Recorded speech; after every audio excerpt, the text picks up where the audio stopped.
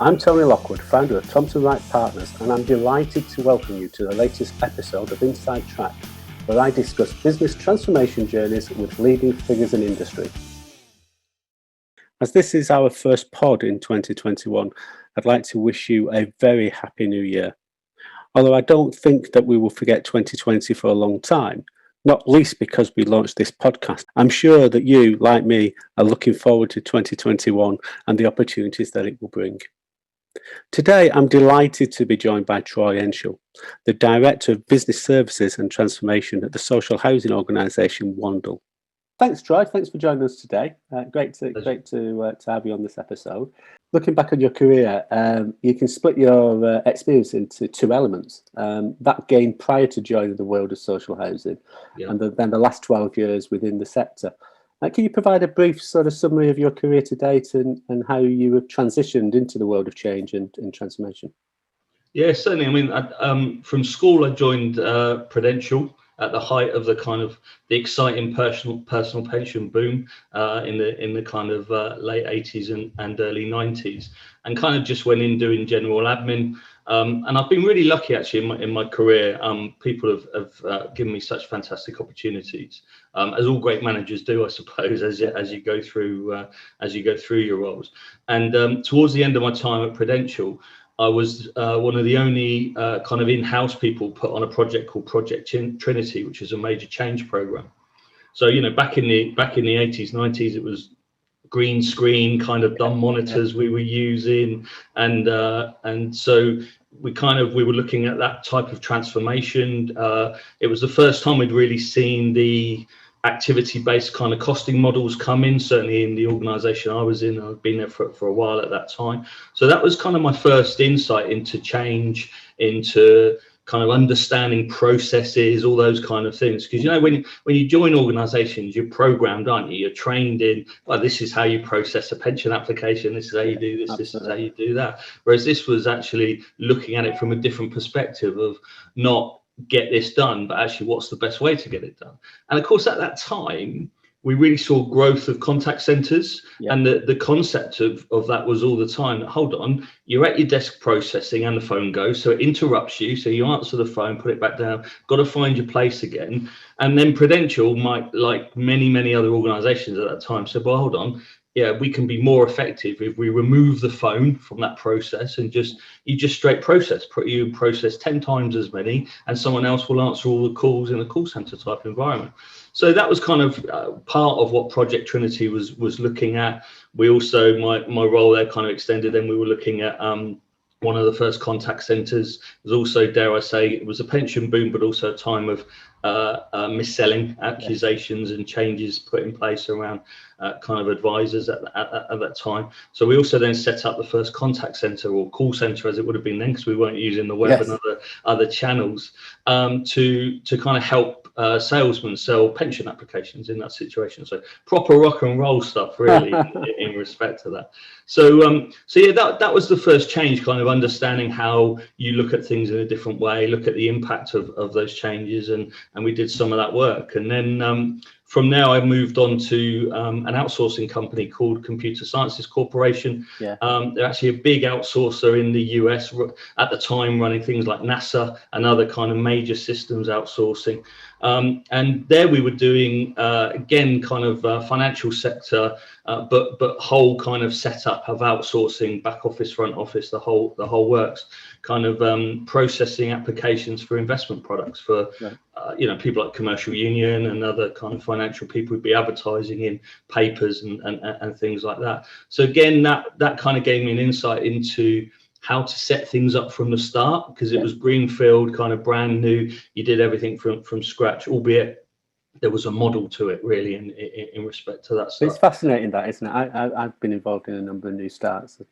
Got involved in Egg, which linked to Prudential, and but as you say, that opportunity doesn't come around too often. But when it does, it's a fascinating opportunity to get your teeth into.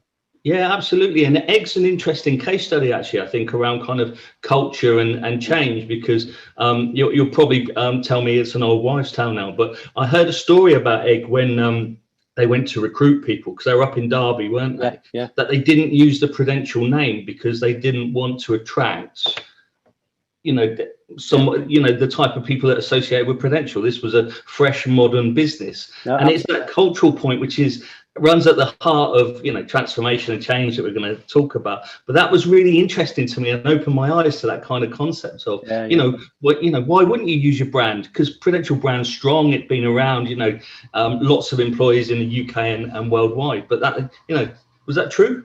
No, it was absolutely, yeah. It was, and it was very much focused around recruiting people with the right attitude, and the right communication style, and they didn't need to have financial services experience at all. In fact, in many cases, we didn't want people with financial services, customer service. Yeah, because you can train that, and you can train all the other stuff. But you can't train that empathy and that ability to listen, that ability to connect with people. Yeah, no, that's true. So yeah, I mean, I think that culture will probably run at the heart of some of the stuff we talk about today. But that was a really interesting kind of work in Prudential, moving into outsourcing, and I think that fundamental difference of transforming from a starting point of an established organization and then setting up something from scratch, fundamentally different. If you get the second one right, you haven't got much transformation to do thereafter. But of course, organizations that have been in place a long time, established culture and practices that you're trying to change, obviously a much harder job, really, in respect to that. Yeah, but I think, interestingly enough, even after you've been involved in a new start and you've set up the processes and you set up the systems and the people in the right way, if that organization goes through quite a rapid growth, then there's a catch-up process to be done. I've been involved in a number where one in particular started over a course of 10 years. It grew from 70 million up to 1.2 billion revenues. And there's probably 5 or 6 major transformations in that 10 years, just because they had to catch up and they had to invest in new technology. They had to improve and adapt the processes. So it is that constant business improvement stuff, which is a little bit like you're doing at the moment, isn't it, in terms of your role at the moment?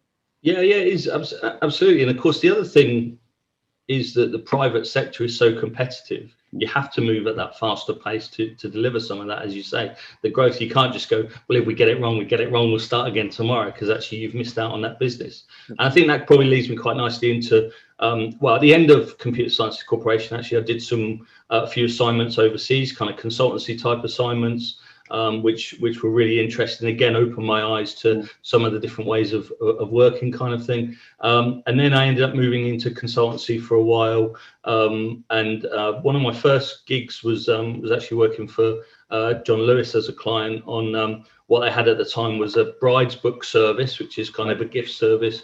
And then I kind of supported them in kind of the analysis of how to take that forward, because they kind of had one in each store spread around the country, and that kind of ended up moving to what they now have, or what they had, the gift list type service. So again, working in the different sectors, retail, financial services, it was really opening my eyes to kind of some different practices, different ways of working, and the different cultures that kind of exist within that, really. And then I kind of fell into housing, as a lot of people seem to do. I actually went to an organisation that was delivering services all over the country, housing services, but also ran an out-of-hours contact centre, so a bit like an outsourced kind of centre.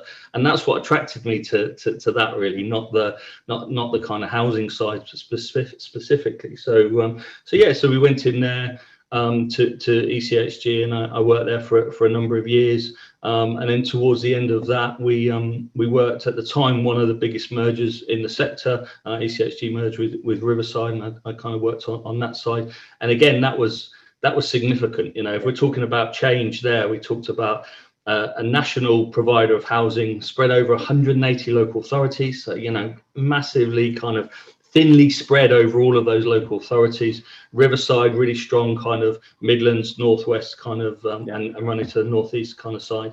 And the outcome of the merger was that ECHG would become a specialist in care and support, and the kind of general needs, more traditional housing, would move into the Riverside stuff.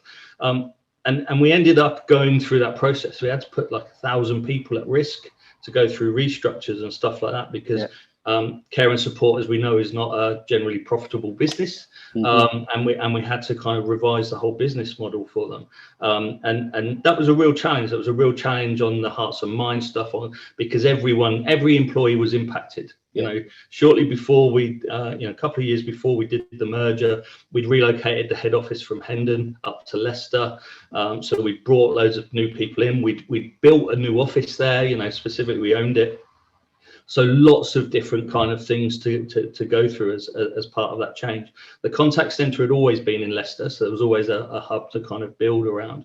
But yeah, that was really interesting for me, that kind of the coming together of cultures in a merger kind of situation. I was going to ask you about that. I think, like you say, although both operated in housing, social care, I've worked across a number of different social housing organisations over the last 5 or 6 years, and although they're all doing effectively the same role, it is fascinating just to compare and contrast the cultures in each of the organisations. I suppose we shouldn't be too surprised, but I know of a number that where they've gone into a merger, that has been the number one challenge. Of combining and merging those cultures and the differences that exist across the organisations. Yeah, and I think if you look across the sector, you've got some quite commercial entities working and a real focus on that, and you've got others that are more customer centric and more customer focused, and of course, you know, the smaller, more specialist organisations. And I remember this from housing corporation type audit commission type inspections many years ago, where we go, oh yeah, we're unique, we can't comply with this, we're unique, where actually it's that kind of 80% is probably not that unique, but there probably is 20%, depending on your history, depending on where you come from, what you do as a specialism is very unique, and it's that kind of gets driven into people, I think. And I think when we go then through change, we have to understand some of those things, and particularly IT, we have to understand those things to understand how we kind of do that. So yeah, so I worked on that. Then I went back into consultancy for a while, a few IT projects, which still within the housing sector. And then one of those projects down at First Wessex turned into a role where there'd been a merger, much similar to the ECHG Riverside, and they were still running kind of separate streams. So 3 back office, kind of 2-3 finance systems, all of that stuff. And my role as corporate services director was really to bring those together. Also collapse the separate boards into a single board. So yeah, we did that. And again, the background of those organisations became interesting, because 3 main housing providers, 2 of which were stock transfers, 1 of which wasn't. So of course there's a history connection to local authority that affects kind of how those things work, and promises that were made at the time of kind of those stock transfers or the mergers, really. So I think I went in about a year, 18 months. Significant differences on terms and conditions, I assume, as well, which would have been interesting to manage that change through. Yeah, from recollection, you know, I'm a bit old now, so my mind doesn't remember all of the things. But actually, that didn't feel like one of the trickiest things, really. But yeah, I mean, certainly you're of course right. There are real challenges. I mean, fortunately, they were all Hampshire based, so it wasn't like we were merging with London and other kind of situations. But the real thing that struck me, because I went in about a year, 18 months after the merger, was I was told by kind of senior managers at the time how kind of burnt out they were from change. And actually nothing had barely changed. What they were burnt out from was firefighting from the merger. Does that make sense? No, absolutely. And that was a real thing for me. They felt like they'd been through change, and actually they've hardly been through anything. And that theme, I suppose, runs through a lot of the things that I've been involved in. I don't know whether that's me burning people out or just change generally, but I think there is a perception sometimes that you've changed because you've been going through change. But actually, if you look at the tangible outcomes of what's changed, not that much sometimes. And that's a real challenge, because you've got to you've got to almost invigorate them and win those hearts and minds all over again as part of that process. And I think there's a tendency, it'd be interesting to get your view, but there's a tendency for organisations to do a lot of things piecemeal. So there is this constant state of change, but lots of projects that are being run in many cases independently, that are having an impact upon the same people multiple times.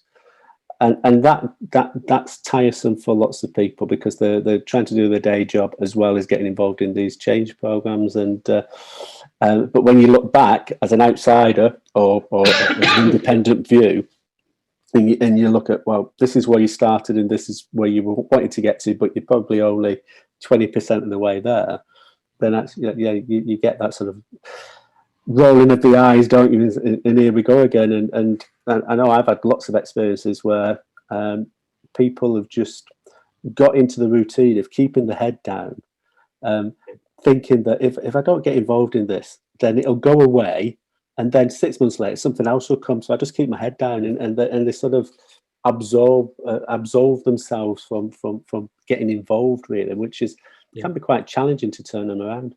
You can, and I think you also see that where there's been quite a few failed change projects. Yeah, because there's that apathy against the whole change kind of cycle, and go, well, it didn't work the last 4 times, so actually if I just hide, I'll be in exactly the same position in 2 years' time, so it'll be fine. So how have you dealt with that situation? It sounds like you've come across it. So how have you managed to deal with that? I think mostly through momentum and proof of change. Yeah. So as you say, I think it's very difficult to say, hey, Troy, we're doing this great change program, look how exciting it is. And for Troy to go, yeah, but I've been here for the last 4 that haven't worked. And in fact, number 2 is exactly the same as the one you're talking about right now. So I can't do anything to switch that just from talking. Yeah. The only thing that can show it is through action. And I think, it's your previous point, I think, about the same people being used. We've got exactly that challenge in Wandle right now with the changes we're trying to put in, replacing kind of significant burdens on lots of key people across that. But what we've tried to do is start delivering outcomes as quickly as we possibly can to get the buy-in and show that it's a little bit different. We've done lots of kind of art of the possible, hearts and minds stuff, all of that. But again, that didn't show any proof until we actually started delivering change. So putting in dynamics, I think from signing the contract and finishing kind of procurement, the first bit of functionality went live within kind of 4 or 5 months. Right. As far as that goes, and so rather than waiting for everything to be ready, as you sometimes do on the more traditional IT projects, we wanted to actually show a difference. We wanted to be able to show the impact of what we were doing really in some of that, and in some cases run some pilots just to prove that some of this stuff was possible as well. So we've run pilots with some smart techs, smart sensors and stuff. We've done a series we did some chatbot type stuff as well. I remember one of my first kind of team away days, my directorate away days at Wandle. We took all of our back office guys, HR, facilities, everyone, and we actually just one of the activities in the afternoon was to program a chatbot within your team. Come up with a concept and do it, just to open people's minds to the concept of what can you do, and actually it's not quite as difficult as sometimes. Certainly the tech isn't always as difficult as sometimes if you can get the processes. So predominantly it's been around just the proof being in the pudding. Here's a change, and people might still be, I suppose, opposed to it, resistant to the change and everything else, but at least they're getting to the point of understanding it's going to happen this time. It might be delayed, it might cost slightly more, all of those normal IT things, but actually it definitely is coming.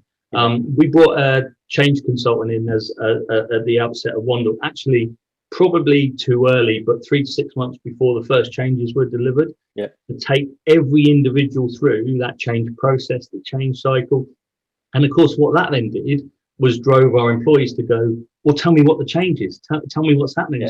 Well, we can't tell you yet because we haven't done it. But it was almost the opposite view in that situation of going, I'm now nervous about the change. They're ready for the change, yeah. But they wanted the detail. They wanted to understand that really. So that's how we kind of dealt with it, or attempted to deal with it. I think there's 2 key messages I think that come out of that. One, which is I suppose what we all used to call quick wins. If you can demonstrate some quick wins, It's like the football people managers, isn't it? New manager goes in, demonstrate some quick wins, absolutely. and we get a bit of breathing space, and people believe in what we're trying to do. But the second one, which I thought was very important, is the getting people into it and getting them responsible for it, and feeling it and tasting it, and getting their hands dirty and coming up with some. Because then they believe it, because it's tangible. It's just not someone telling them what's going to happen, or a nice glossy video telling them how it's going to be. They're actively getting involved in delivering that, and those are two big key success factors, I believe, in driving transformation through. Yeah, I agree in the first point, whilst not taking away, as you say, from the importance of the second point. The first point I find interesting. Back in my consultancy career, we did a piece of work for an Irish pension company, and we delivered this report at the end, kind of talking about changes and about kind of an 18-month cycle. And the people we gave it to, presented to, they came to us at the end and said, "That's great, we've never delivered quick wins within 18 months before." And it's like, let me be clear, that's not a quick win there. That's a long process. And I think it's again about the culture, it's about the history, it's about all of those other things that come in to understand what a quick win and momentum looks like. Because change projects particularly, but IT projects generally, I would say, need momentum. They need people on board. You need to get that momentum growing over time. Otherwise, it will just get lost. And what you'll find is people opting out, people despairing to, particularly in a busy sector such as housing, to work on other things, like you were saying earlier. At the very least, the day job, if nothing else. So, got to get that momentum and kind of work into it. And so, that's been key. Okay. So your role at the moment is Director of Business Services and Transformation. Yeah. So in the role now, how do you define transformation? Making things radically different than they are today, or they were yesterday, fundamentally. And that isn't just IT. IT is, as we always talk about, the enabler for that, but it's actually changing conceptually a whole host of things. Let me try and give you a better example than me just jabbering on. We started talking to the board a couple of years ago about change, about transformation, investment in IT, and the board said, "Well, okay, describe to us how it will be different. What's going to be, we were looking at value for money, saying, well, we'll have some less people doing things, we'll be doing things in a different way." And the board's like, "Okay, we'll describe what that means then, what's the difference?" So we went away. It was business planning season. It was time to write a new corporate plan, a strategy. And we went away and said, actually, what we want to do is design a target operating model. An operating model that, rather than just a set of tasks, and there are lots of tasks in there, we wanted to describe the vision at the end of how we would be different as an organization. And actually, I don't know whether I'll be the only one that you speak to in these kind of chats that says this, but COVID's been good for our vision, because actually we set a vision for 2024. And guess what? That vision was about releasing capacity so that we can do more support calls and support those in need. COVID hit us, lockdown hit us. What did we do? And most of the sector did this. They started ringing all the most vulnerable customers on their list. And, we were doing things like helping get food get delivered to them, people who English wasn't their first language. We were translating the COVID guidelines and instructions to people in that situation. Stuff 2 years ago, you never would have gone, that's kind of what we'd be doing in our services. And of course, and everyone else is in this situation. We're writing an accommodation strategy right now for the future, and it was actually due earlier this year, kind of the concepts.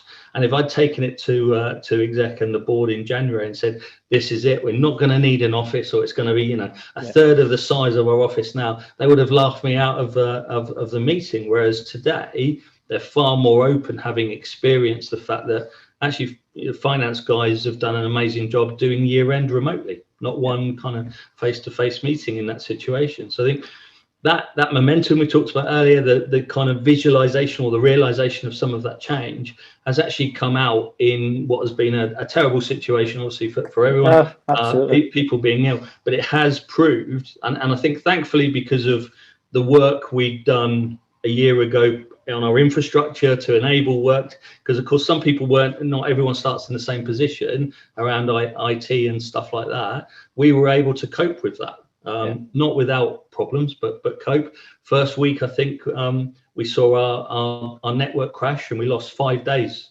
of network. Wow. But 2 of them were over the weekend, thank goodness, and our IT guys moved heaven and earth to get stuff back up and running. But it took so long because we had so much stuff on our servers that needed recovering.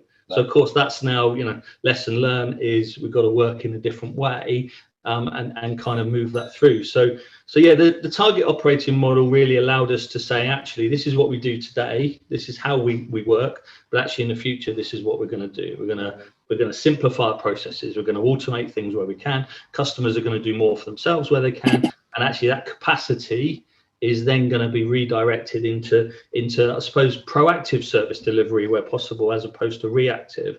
And then alongside that, we've started to demonstrate what data can do as far as understanding services. And you can't, when you're in customer services, you can't always be proactive, but you can predict. Now, I remember a story. I went along to a session once, and someone was telling a story about the barriers at TfL, where actually they almost self-diagnose, and when they're starting to feel a bit poorly, they tell the engineer that they need to come and look at them. And that stuck in my mind as almost the prediction of our service is actually there's a series of trigger points, and once several of those have been hit, we should be doing something other than waiting for 2 days for someone to ring and be unhappy.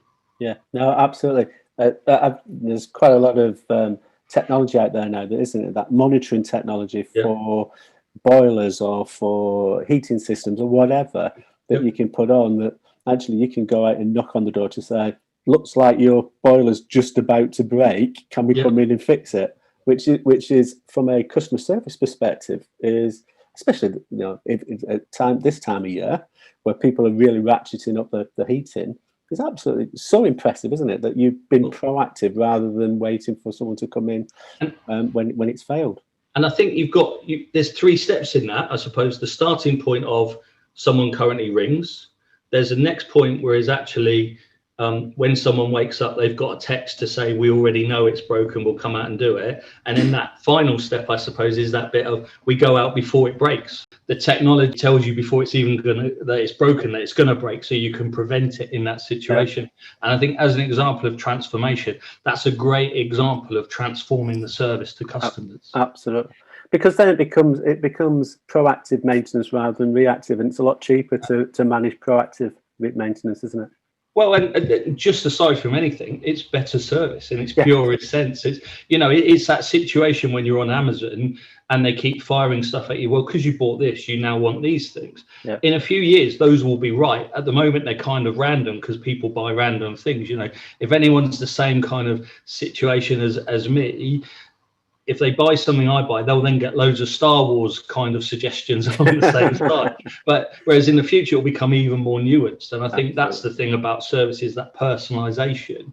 I remember I tell a story about service quite regularly about Marriott hotels. When I was doing some consultancy, always stayed in the same Marriott hotel in one of the places. I'd be there 1 or 2 nights a week, generally for a period of time. And after about 2 or 3 weeks, they got to a situation where when I turned up, they recognized me. They said, "Oh, kind of, Mr. Henshall, welcome," etc., etc. And that difference from the service in the first situation wasn't bad at all, but the service after that couple of weeks became exceptional because it was far more personalized, and they knew me. No, absolutely. And interestingly enough, I've used Marriott a lot for exactly that, because when you book, they ask you a series of questions, don't you, in terms of do you want the particular type of pillar that you want, or the particular type of bedding that you want, and stuff like that, and that goes into the system. And it's fascinating because, as you say, once they recognize you, they're oh yeah, we've got you this room because of this, or we've got you that room, and it doesn't matter which hotel you go into, they've got that consistency, haven't they? And in most cases, certainly if you're in the same one regularly, don't even need to go through that checking in process. They almost just throw your key at you as you kind of walk past, and you go straight in. It's just that difference in service, like I say, it's not from a bad service to a great service, it's from a good service to a great service. And I think that's the nuances as we go through it. Yeah, but coming back to the maintenance bit, the beauty of that is that you've got absolutely great customer service, and at the same time you're taking cost out of the process. So it's a win-win-win, isn't it? And yeah, true transformation. And I think, you know, when I first went along to Wandle for this role, we were talking a lot at that time about business improvement, that continuous improvement model, which is absolutely fine and the right way to do things, depending on your starting point. If your starting point is you need to transform to take a giant leap and then continuously improve, that's exactly the right thing to do. You know, we can't continually transform, because if we do, we will get, as we were talking about earlier, we will see burnout, we will see an impact on other things, because it's such a resource intensive kind of program to go through. If you do it right and then you do the continuous improvement, it will allow you to keep pace and keep at the forefront of things. You know, we're not creating new technology, we're not creating any of these concepts. We can survive on continuous improvement if we're further enough along the kind of platform in the first place. Absolutely. What we've seen, and if there are any managers from Wandle listening, you need to turn off at this point. What we've seen is actually the view that staff on the front line are innovating more right now, because they haven't got someone on their shoulder kind of in the same way. And that isn't a criticism of our management. It's just an observation that actually people feel you can, as we know, lots and lots of research, you can only innovate in the right circumstances. And under pressure, surrounded by work, is not one of those situations where it's easy to innovate. We've tried to do that. We've tried to hold specific sessions, but people think and come up with ideas in different ways. And you know, working at home seems to have allowed people to go, why am I doing it this way? Is there a better way? And certainly during the first lockdown, when we went back to staff and said we want to do things differently, you know, we want to let properties in a different way so that you can do as much as you can remotely, people came up with some great ideas. And you know, that's been a real advantage, because as we know, it shouldn't be coming from the top down or from specific roles in organizations. We actually want the innovation to be pushed up. And I kind of, ever since I joined, been saying we've got this really big wall in the office in Wandle. I would love to have like 1,000 kind of things on there that staff are saying to us, you need to do. Because one of the first conversations we had with staff around innovation and transformation, talking about what do you have in your homes? And, you know, lots of people talking about the Hive system, you know, the heating stuff. We're saying, well, why have you got that and our customers haven't? You know, don't they deserve that access to that same technology and stuff? Trying to get people's minds open to, actually, why haven't I gone internally and said, why aren't we doing the equivalent of Hive or Hive for everyone in our properties? That's the mindset I think you want, alongside the service mindset that we were talking about earlier. Absolutely. And I think also one of the elements that have come out from people working from home is that they feel much more empowered to do things to meet the needs of the client, because we all know that the world's changed and there's people are going through different challenges. So if I can help you, I will do. And if that means going slightly out of due process or so, then you know I'm not going to get slapped down because I've helped you and I've delivered something. And that in itself can open up so many new ways of working, new ideas, can't it?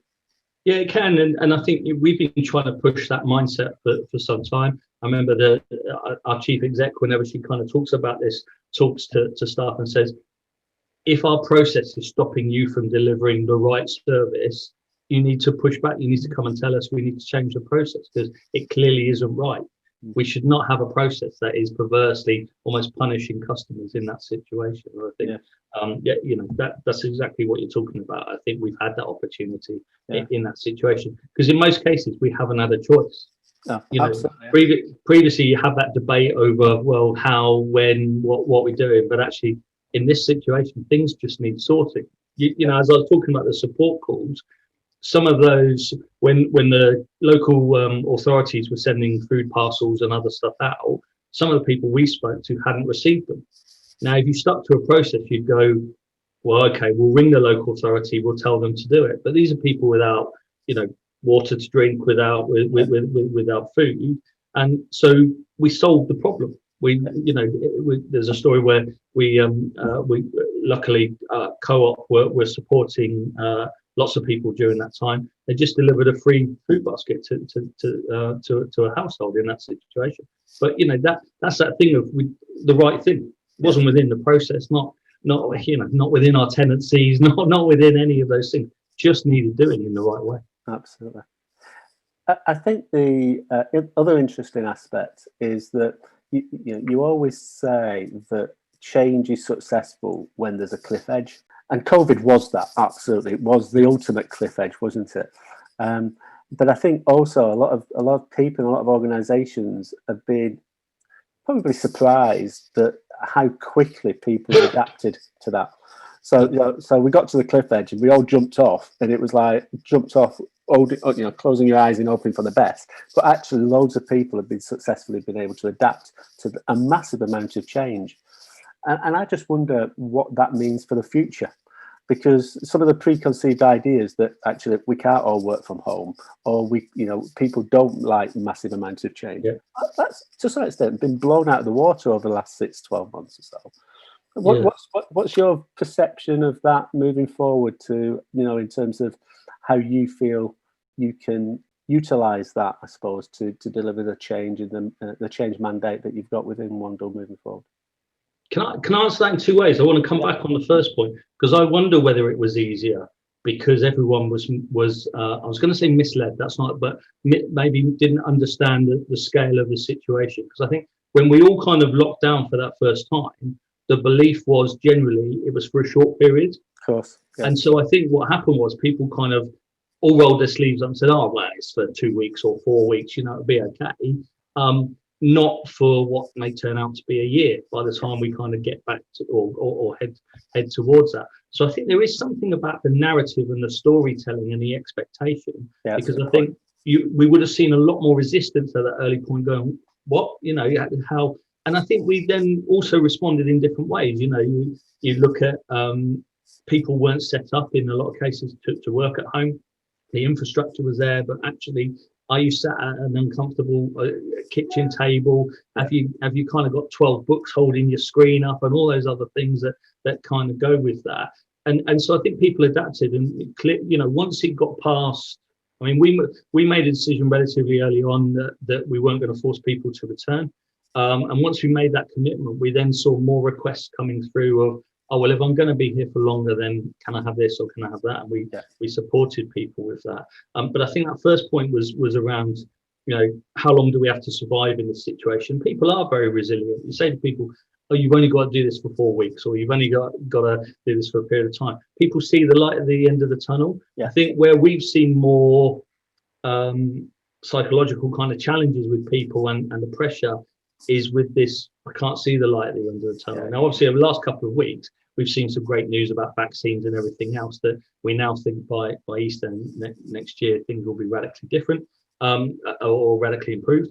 But you still had during that summer period, that real challenge of how long have I got to be in this situation, because I'm really struggling. I don't know. And we introduced a weekly kind of staff morale snapshot when we locked down to try and get some measure. Not everyone completes it every week, but a number do, and we get some scores. But more importantly, we get some comments around how people are feeling. We've seen low points in morale during the Black Lives Matter issues, during the US election. That's been mentioned a few times. Lots of other things feeding into people's kind of mindset and their morale. But the key thing all the time is, when is this going to end? When will there be kind of clarity? And so that's a really long way of responding to your first point. But I think we should take note that it wasn't like we said, right, you've got a year now, you've got to do it. It was viewed to be a short period of time. However, we can learn from that, though. Just before you go on, we can learn from that, because in terms of how you communicate around change and how you communicate around the programs moving forward, we can learn from the fact that actually early doors it was okay because we thought it was short, but that's about being honest and about being open and communicating effectively, isn't it? It is, and I suppose that turns us all the way back to one of our earlier conversations. We had momentum. We had the, the art of the possible was being shown to us. So after 2 weeks, after 4 weeks, people going, actually, this isn't quite as bad as I envisaged. The finance guys were finding a way to do year end remotely. So what they thought was impossible before was difficult, more difficult than being sat close to each other. But what you also found, I think, and again comes back to the innovation mindset, was people trying things to make it work. We had a team only a little while ago, actually. They spent all day logged into Teams as a team to try and recreate that sitting in a department, being able to go, oh, I've got a question.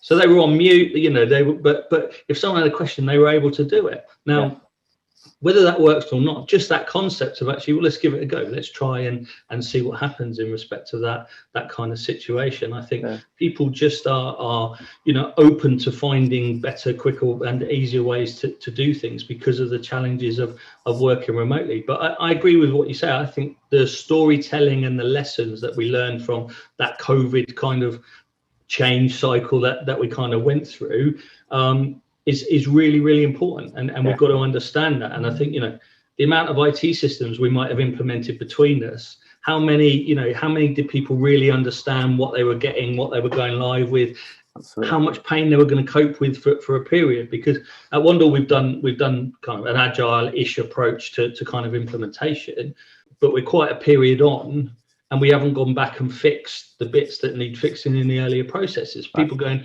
this isn't working, particularly new people going in, this isn't working as well as I would have wanted it to in that situation. And of course, we probably didn't tell them it might be 18 months, 2 years before we fix it. We just said when we finished, we'll go back and fix the things in priority order.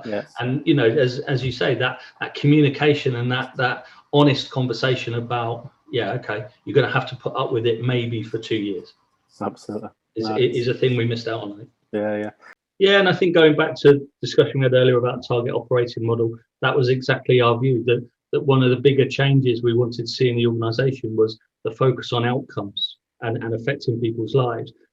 There's probably 100 measures in there, but they're really to check we're on the right path, not to check against the outcomes, if that makes sense. Absolutely. And we want it to kind of slowly evolve to get past that. I'm in complete agreement with you. I think that shift to outcomes, which of course is what the kind of lean processes and everything have told us, is don't measure at that front end, don't measure the outcomes at the end.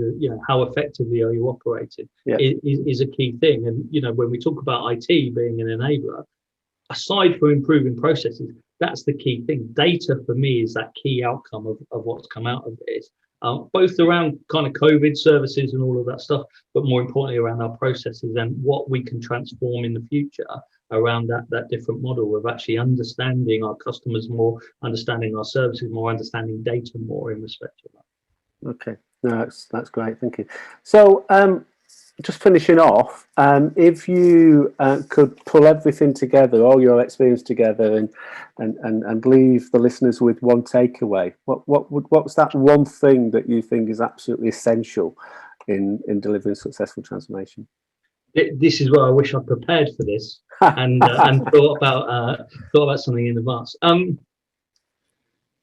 I think, and I described this, I suppose, when I talk to new starters coming into Wandle and people in our organisation more generally, be relentless in your quest for improvements. I think that it's so important. Whether we call it transformation, whether we call it change, don't ever give up that drive to improve, because it's so critical. And actually, once you give it up, you lose your momentum, you lose your kind of progress. You'll find yourself 5-10 years out of date before you know it, because and particularly in the current climate, again, you'll know this more than I do, because so much is changing.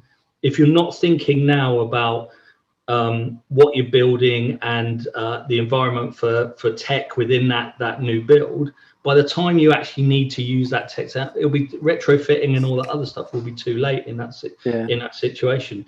Just be relentless in the quest. Doesn't mean you have to change. You have to buy you have to be an early adopter for everything. You have to do everything in that way. But just be relentless in the vision and the challenge that you give yourselves in that situation. Yeah, I think you've got to always be moving forward, haven't you? Because you can never stop. Because as soon as you stop, you're moving backwards. Because the world's moving forwards. Absolutely. And I think, like you say, that relentlessness of constantly looking to improve and to move forward is a critical skill and a critical for successful transformation and successful business. Absolutely right. Yeah. Well, great. Well, thank you very much. That's that's really good. Thanks for your time. We occasionally get some questions. It's if I sort of pull them together, are you happy to engage with people if they've got any particular question? Most of them just come in and is just looking at a little bit more deeper understanding of some of the points that you raised. Yeah, no problem at all. Brilliant. Oh, cheers, Troy. Thank you very much. All right, take care. See you soon. Well, that was an interesting episode, wasn't it? I love the final message, to be relentless in focusing on the future and in driving change. Thanks, Troy, for your time and for sharing your experience in so much detail. The driving focus of this pod is to provide you with insights into real experiences of delivering change. The hope is that you can maybe take one or two ideas from each episode that will help you to successfully deliver your change agenda now and in the future. I passionately believe that sharing experiences is a key element of learning and improvement. The Transformation Leaders Hub is a community of programme, project, change and transformation professionals and provides you access to a great network of experienced people to do just that. Take a look and give it a try with our trial member offer. With that, here's to a massively successful 2021. See you soon.